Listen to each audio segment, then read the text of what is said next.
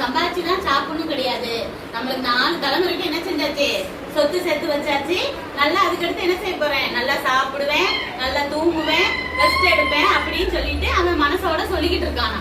அப்ப தேவன் அதை பார்த்துட்டு சொல்றாராம், டே இன்னைக்கு நைட்டே உன் உயிரை எடுத்துருவேனே, இதெல்லாம் சேர்த்து வச்சுக்கே, இதெல்லாம் யாருடையதா இருக்கும் அப்படின்னு சொல்லிட்டு அவரு சொல்லிட்டு இருந்தாராம்.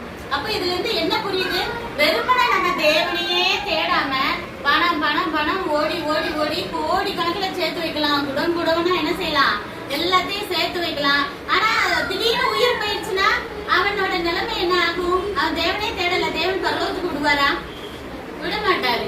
அப்ப அவன் நரகத்துக்கு தான் போவான். நித்திய காலம் என்னதான் செய்வான், கஷ்டம் தான் படுவான். அவன் சேர்த்து வச்ச சொத்தையும் செத்த அன்னைக்கு செத்த பிறகு அவனால அனுபவிக்க முடியுமா, அவனை அன்னைக்கே ஒரு நாள் வச்சிருப்பாங்க, மேபி எல்லாரும் பார்க்கணும் அழணும்ட்டு.